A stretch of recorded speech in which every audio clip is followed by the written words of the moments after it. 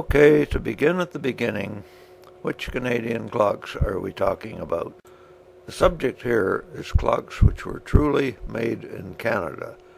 Now, many clocks were imported into Canada and Canadian labels added afterwards, but they are outside the scope of this video. The Canadian clock industry was never a large one, but from the beginning there were makers who fabricated clocks by hand, and in later years, of course, we had factories in Whitby, Hamilton, and Kitchener where clocks were manufactured by industrial method. All these makers, of course, followed the prevailing fashions of the time in both case design and movement construction. But at the same time, these makers did occasionally dare to be different, and this video will show a number of examples of both case design and movement design which can only be found in Canadian clocks. And as we all know, the first significant settlement of Europeans in Canada took place in Quebec, and that's an excellent place to start looking for distinctively different Canadian clocks. And shown here, first of all, as a simple line drawing, is the distinctive Quebec K Style, which evolved over the years among cabinet makers who were working in Quebec. A relatively large number of these clocks has survived, and while they vary in minor ways from each other, they all conform to this general distinctive case shape. This case style appears to have been popular in Quebec for many years, and it can be found in two forms, a high-priced article and a lower-priced article. In the cities, there were high-quality craftsmen, and they made a number of these clocks, which were fitted with quality veneers such as mahogany and walnut, and were usually equipped with imported movements, usually of British origin. Meanwhile, out in the rural towns and villages, craftsmen copied this big city style with its characteristic tapered waist, but they did not use expensive imported woods. They used simple softwoods such as pine or basswood, and the clocks were decorated with simulated wood grain painting. Some of these latter clocks are quite attractive to look at and have a quaint country style about them, which is very appealing. And now we'll have a look at a few examples of each style. This fine example bears the name of Thomas Drysdale of Quebec City, and it can be seen in Dundurn Castle in Hamilton, Ontario. This second example is probably older. It is fitted with a brass dial, and we know that brass dials phased out at the end of the 18th century, and clocks from that period on had painted dials. In any event, this dial bears the name of James Hanna, who was the first English-speaking clockmaker to arrive in Quebec after the fall of New France. Hanna arrived in the early 1760s and lived in Quebec until about 1808, which would fit in with the probable age of that dial. The case itself is a fine example of the style, and you can see all the characteristics that I had pointed out in that previous line drawing. This third example bears the name of Michel De Montaigne in Quebec City, and is one of the most attractive examples I have seen of this style. You'll note that it has elegant turned rope style columns both beside the dial and in the waist section. It's all around a very attractive clock.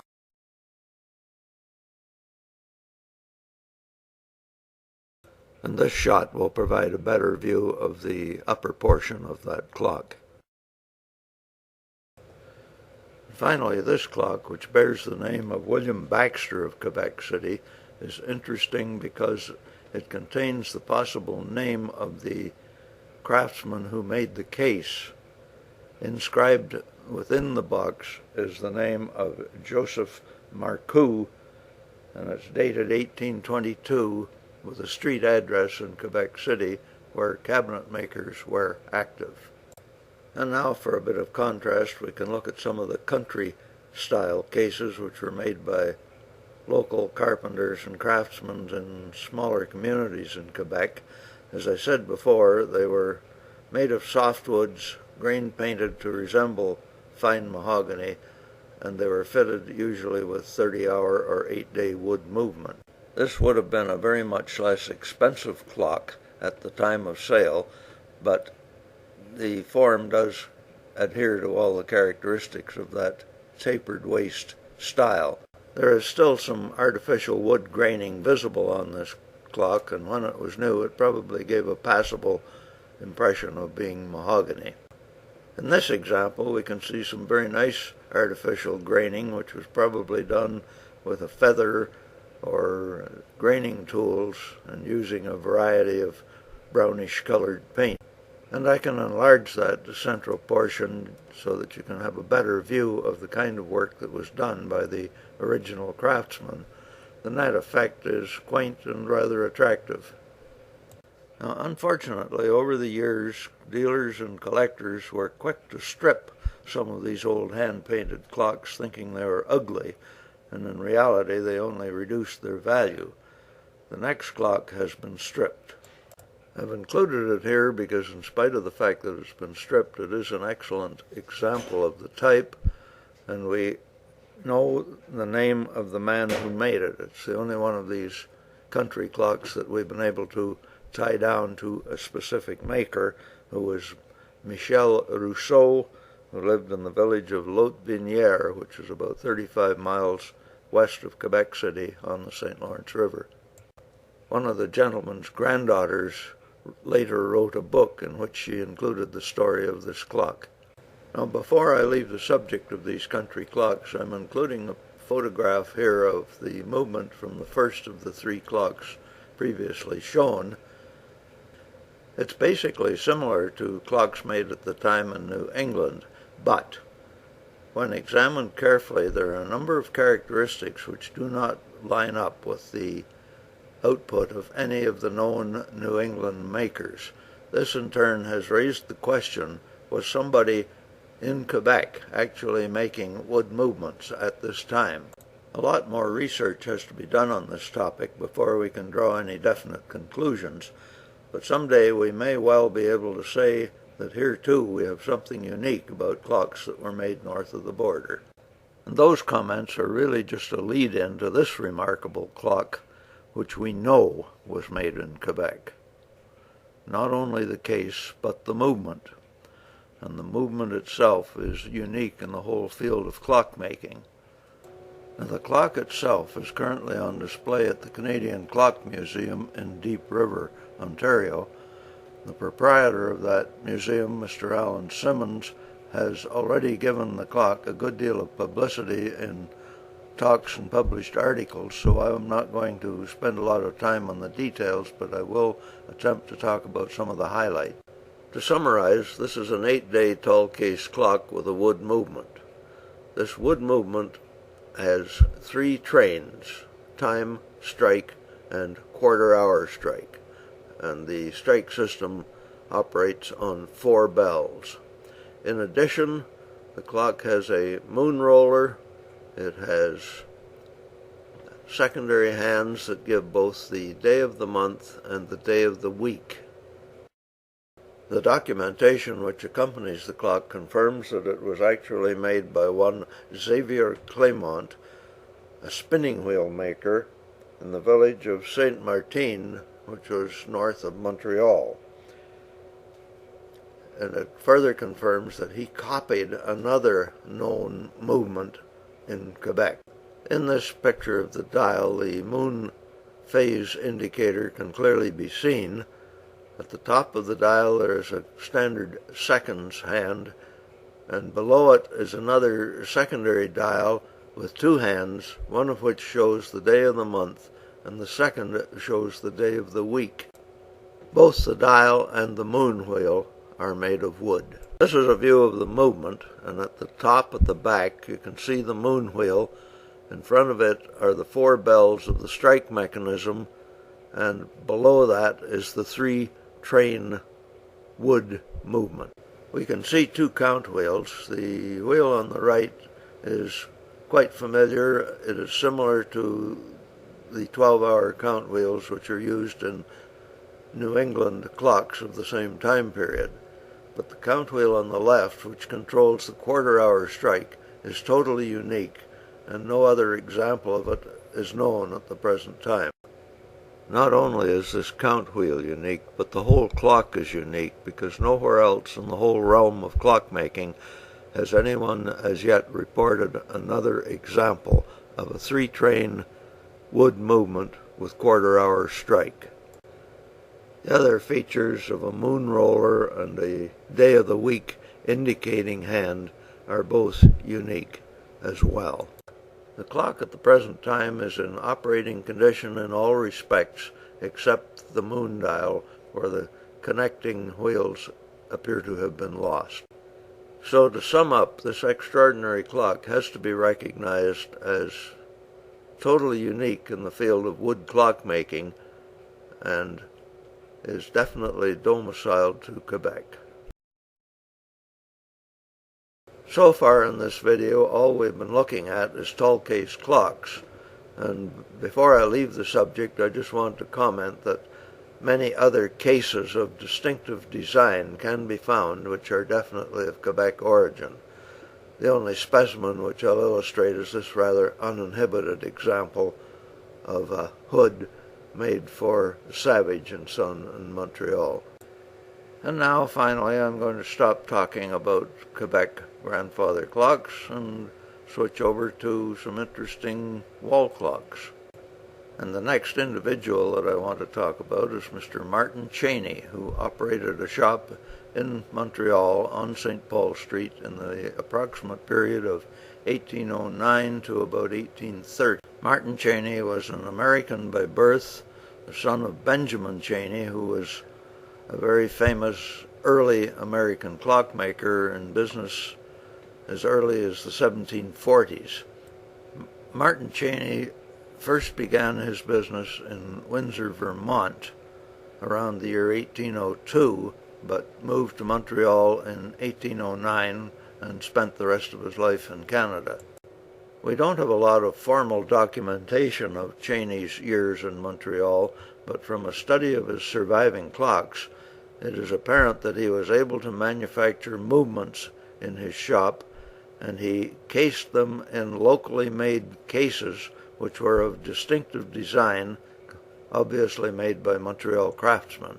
Cheney appears to have been successful in his business, and a fairly large number of his clocks have survived. Both the cases and the movements are different in many respects from contemporary American production. This wall clock appears to be one of his most successful designs because quite a number of them have survived.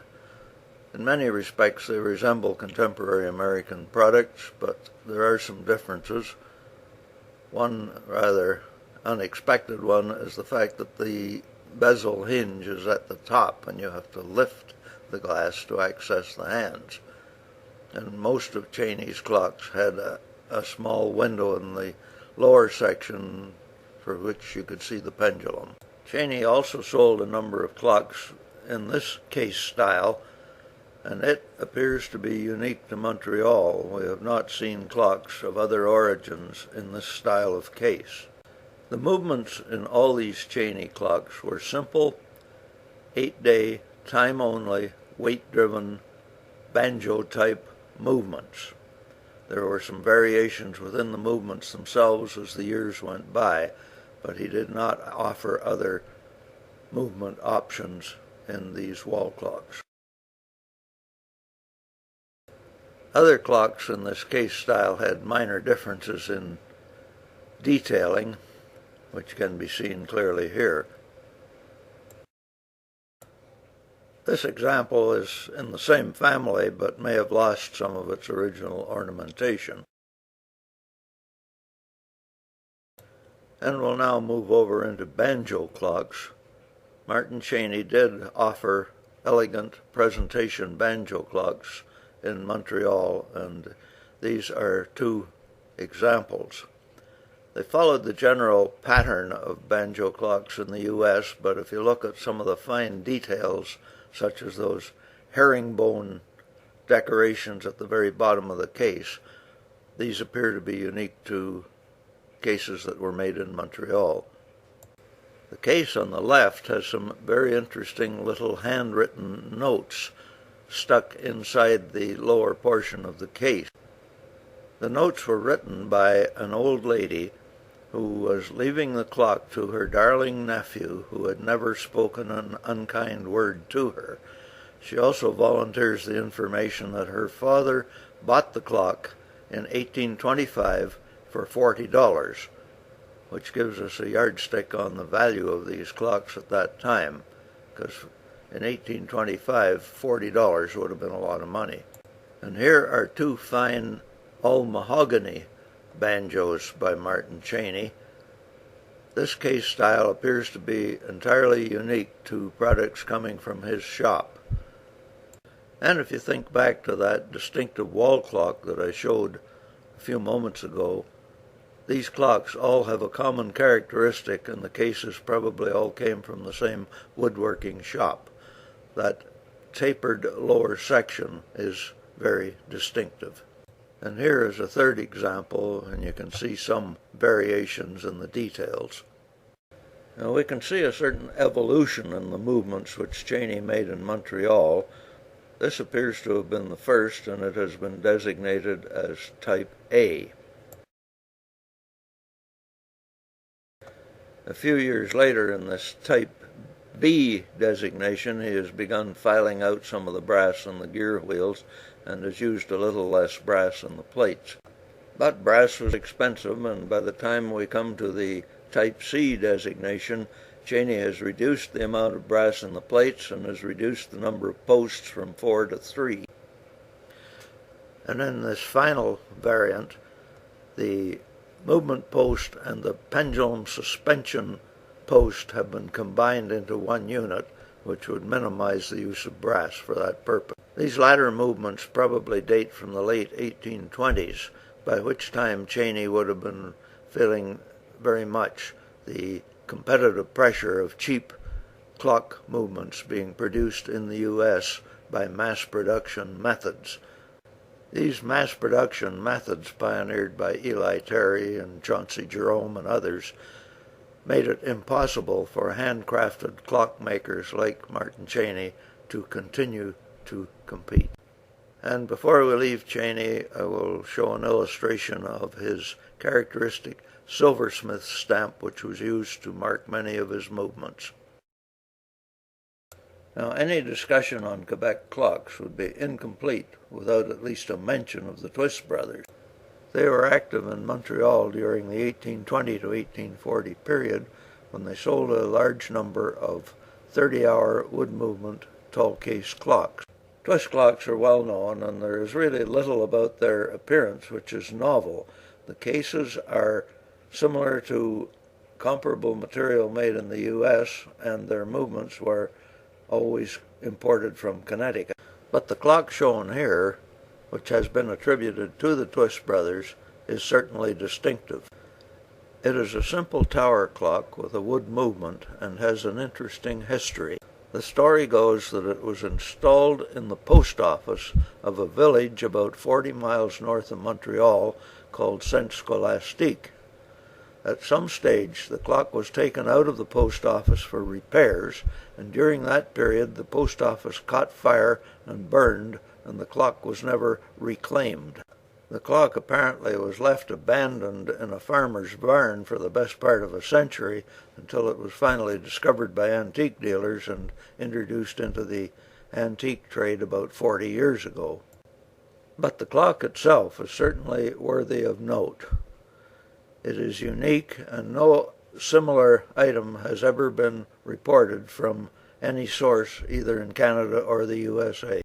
It's also interesting to note that the village of Saint Scholastique no longer exists.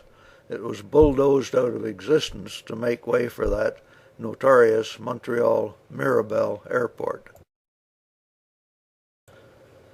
When you look at the movement, the first thing you notice is that it is all wood, and secondly that it is quite large. And when you look more closely, you realize that the design and layout is identical to the tall case 30-hour movements that were made in New England about that time period. But in all its dimensions, the movement is exactly twice as big. The movement plates shown here are exactly 18 inches wide and 22 inches high, which is approximately double the dimensions of a standard household clock. No other clock has been reported either in Canada or the U.S. that we are aware of which matches the characteristics of this item. The Twist brothers have never been credited with the manufacture of movements. In fact, they routinely preferred to buy them from other sources. But on the other hand, they were experienced clockmakers. They did hold some patents. So it is at least possible that they did create this movement from first principles. So once again, following our theme, here is another example of something unique out of Quebec which bears no relationship to products made elsewhere. Now it's time to leave Quebec and have a brief visit into the Maritime Provinces. Many clocks were sold in Nova Scotia and New Brunswick in the early 1800s by several Canadian and American peddlers. A fine example is shown here of an American triple-decker sold by the legendary Moses Barrett. Most clocks during this period were simply imported from Connecticut and resold. I think it's fair to say that there was no significant manufacture of movements in the Maritimes, and most cases which may have been made there followed successful American designs. When we look at the city of St. John in New Brunswick, however, I do have to make an exception to that statement because there were some interesting cases that came out of that town. The label shown here is from a clock by Whitcomb Fairbanks, and on the label he states that he has a shop located on Germain Street, 2 doors north of King Street. And he has for sale a line of looking glasses, picture frames, clocks, and silver. And on this clock we find a label for Plummer and Mitchell, and they were located 4 doors north of King Street on Germain. And their line of products was exactly similar to those of Mr. Fairbanks. So these men were obviously competitors, but when we look into their personal lives, we find that Plummer and Fairbanks were actually related to each other by marriage. We don't have a lot of information about their day-to-day business activities, but it does seem evident that they worked together to produce a line of clock cases which are unique to St. John and were probably made there. The clocks were fitted with weight-driven American brass movements from several suppliers. This clock was sold by Whitcomb Fairbanks, and as you can see, the general layout is similar to American clocks of the period, but the actual details of the design of the case are unique. And this clock was sold by the Plummer and Mitchell firm and is exactly similar to the Fairbanks clock which you just saw previously. And I can show 2 other clocks here which bear the labels of Plummer or Plummer and Mitchell, and they too are of a distinctive case style.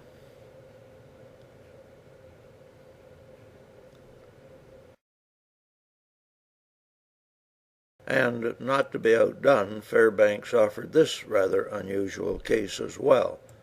St. John has never been recognized as a major clock-making center, but I think it's fair to state that some original work was certainly done there during this time period. Now it's time to move farther west to that area which was first Upper Canada, then Canada West, and finally Ontario. And the first clockmaker to arrive in Upper Canada was Jordan Post, pictured here. Post was born in Connecticut, where he probably received his clockmaking training. He worked for a number of years in the United States, but the Post family moved en masse to York, Upper Canada in 1802, and Jordan continued in business here until the time of his death in 1845. Post became very active in real estate matters and developed several areas of what is now downtown Toronto, and undoubtedly he made more money in real estate than he did in clockmaking. But several clocks have survived from those early days when Post had his shop in muddy York, which of course is now Toronto. Post, of course, supplied the mechanical parts of these clocks, and someone else made the case. The cases generally were attractive and well made, but had no unusual characteristics. Some of his dials, however, were distinctive. And here is a rare example of a Post dial which is made out of pure copper. It's a thin sheet copper riveted to an iron backplate. Sheet copper tarnishes easily, and no other maker that I know of ever attempted to use it to make dials. Some of his dials, of course, were brass, and this one has an interesting detail at the top. We see a village on the left, a fortress on the right, and a sailing ship in the background. And I have always suspected that this was a depiction of muddy York on the left, Fort York on the right, and a rocking ship on Lake Ontario, as Post would have seen it in the early 1800s. Now, critics of Toronto will probably say that the city really hasn't changed that much. They didn't have the traffic problems we do, or the kind of mayor. However, let's move on and look at some of the movements in Jordan Post clocks. They are quite distinctive. Post advertised that he would buy scrap brass, and he had a forge at the back of his shop, so he obviously melted down brass, cast his own parts, and filed them out as needed. Post's movements followed the common practice of the period with rack and snail spike and other features which were originally developed in Britain. But brass was scarce and expensive, and he economized wherever he could by skeletonizing the plates as much as he dared. And all known Post movements from York are similar to those shown here. Post probably learned this procedure in New England, where it was occasionally used by other makers, but I don't think any of them removed quite as much metal as he did.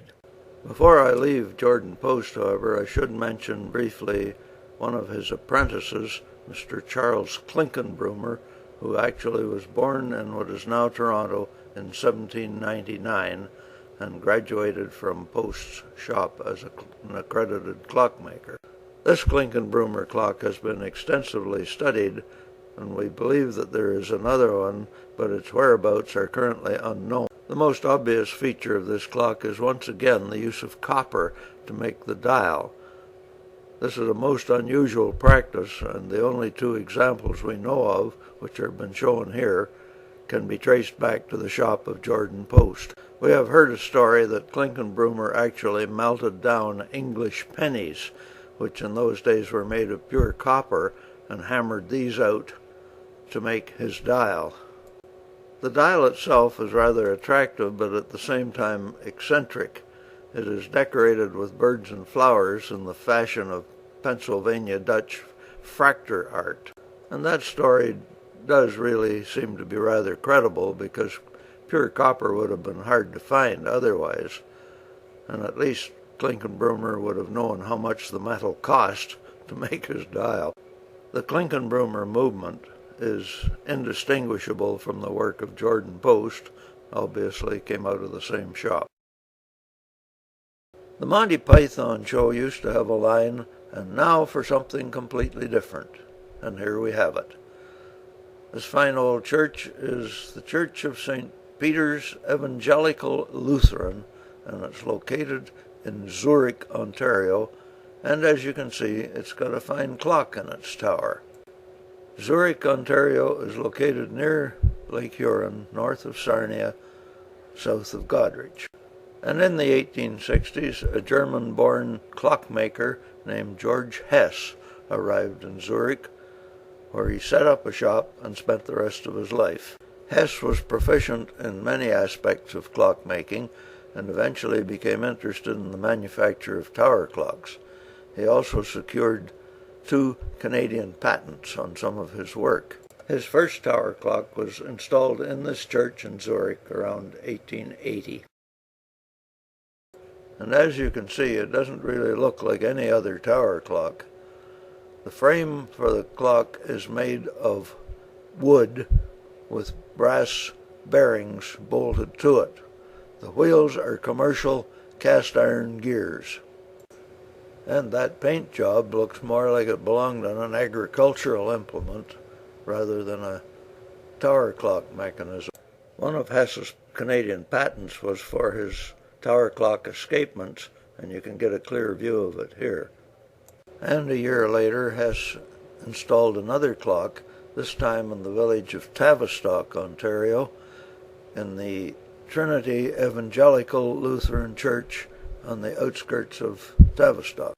This clock is a more elegant design. It has a more finely crafted wood frame, but once again he used a combination of wood frame and iron gears. In this case, the gears are spoked rather than solid cast iron.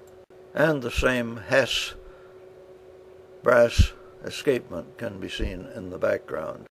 And Hess's third clock was installed in 1888 in the town hall at Exeter, Ontario, which is a few miles from Zurich. Now, as luck would have it, the Exeter clock was replaced a number of years ago by an electric mechanism, and the movement was abandoned in the tower, and several of its parts were removed. However, I'm happy to state that the movement has since been removed from the tower, the missing parts have been restored to it, and it is on public display, even though it's not running. And so, even though George Hess's market was rather small and his production was limited, he did make some interesting and novel clock movements. And as an aside, he was also famous for his beard, which was said to be 28 inches long. Unfortunately, I guess he never managed to get it tangled up in any of his clock gears. And now it's time to move to another small town in Ontario, Whitby. Here in 1872, the first formal clock manufacturing factory was established. Its output was small, and the company was basically financially unsuccessful, and there is little to report on novelty among its products. However, in 1876, the equipment was moved to Hamilton, Ontario, and a new company, the Hamilton Clock Company, was established to carry on the work which had been begun in Whitby. With the development of clock factories, of course, the old handcrafted clockmakers were all put out of business, and the balance of this video will be concerned with commercial clocks manufactured in Canada. The Hamilton Clock Company offered a variety of mantle and wall clocks, and both cases and movements were made in their own factory. Generally speaking, their products were of good quality, and they closely resembled competitive materials being brought in from the USA, with a couple of exceptions. Hamilton was already an industrial town, and among other industries there were 2 major glass factories, both of whom offered window glass. As a result, the clock company was able to offer a variety of etched glass tablets in their models, which is quite distinctive and unlike anything offered by other companies. This OG is fitted with a mirror which has been etched with the company's name. And among their products, the company offered the only steeple clocks ever made in Canada, an example of which is seen here. But we need to have a closer look at that tablet. And interestingly enough, it has a religious message, Godspeed the plow. And when we look at other examples of Hamilton clocks, we see that there are a whole series of these images, and since they're quite unusual, I'll illustrate several of them here.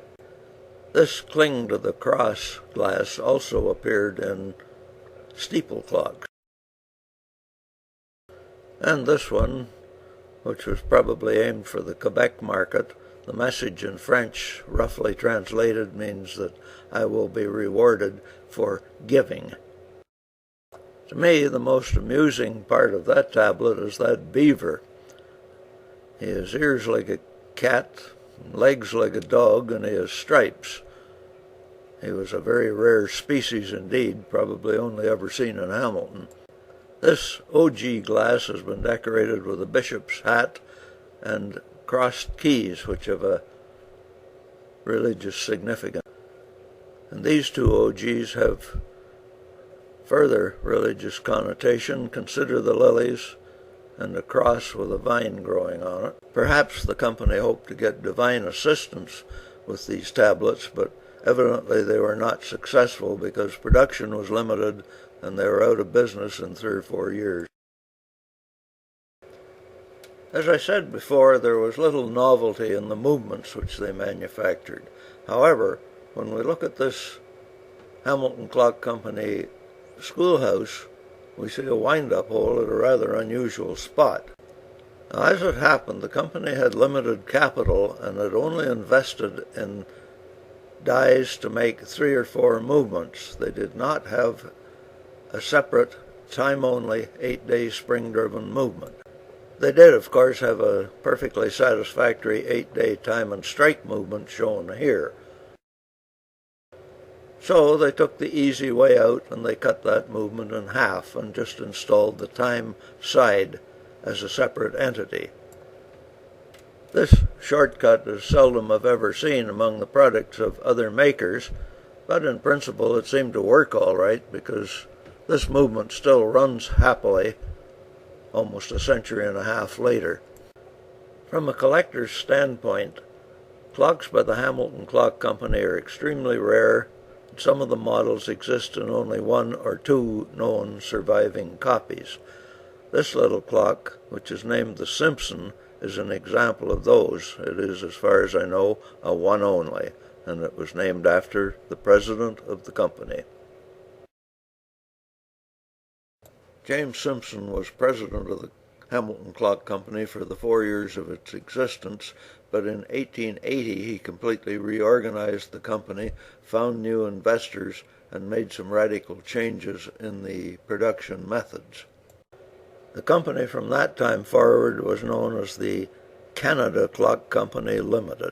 Manufacturing continued in the same building, and both cases and movements were made at the site. The movements were of good quality, but they were very similar in their lines to competitive American movements. There was nothing novel or unusual about them. They completely revamped their case production, however. The practice of veneering was abandoned completely, and all cases from that time forward were made of solid wood. Some cases were close copies of successful American designs, but others were unique to this company, and I will illustrate a few of them. Here is an example of one of their 30-hour OGs. As I mentioned, there is no longer any veneer, and the curved portion of this clock has been painted with an imitation wood grain, which may or may not be an improvement. The wood employed here is solid butternut, and this combination of butternut lumber and grain-painted finish is unique in the whole field of OG clock. These attractive little cottage clocks are made from solid mahogany. They are the City of London and the City of Paris, and they are richly decorated with carving. These 2 mantle clocks, the City of Hamilton and the Tilly, also exhibit fine turning and a profusion of excellent wood carving. It must have been very expensive in terms of labor cost, and one wonders whether they were ever actually able to recover their labor costs in their selling prices. But for reasons which were never made public, the company did fail financially in 1884, and all production stopped. And that put an end to all production of clocks in Canada for the next 20 years, until this well-known name appeared. The story of Arthur Peguenot, Canada's most successful clockmaker, has been told before and need not be repeated here. Peganaw movements were manufactured in this building, and the cases were made in a woodworking shop a few miles out of town. Generally speaking, his movements were well made, and many of them are happily running 100 years later, but there was really nothing novel in their design. However, when we look at his cases, he did have some rather interesting articles.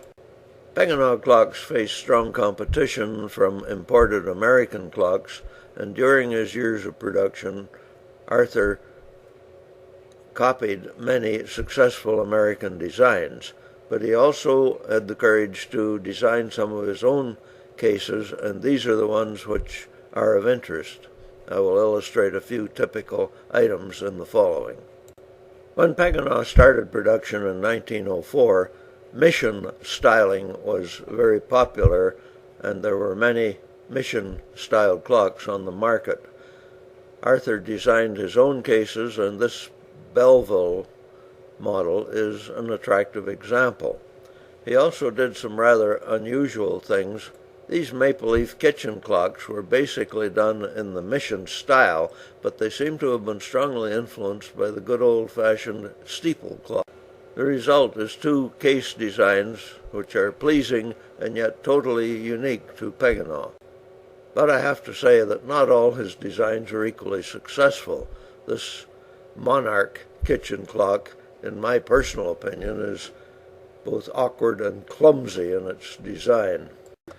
However, Arthur did sell a number of them, but it would appear that later on he decided to redesign the case, and he came up with this alternative, which may or may not be an improvement.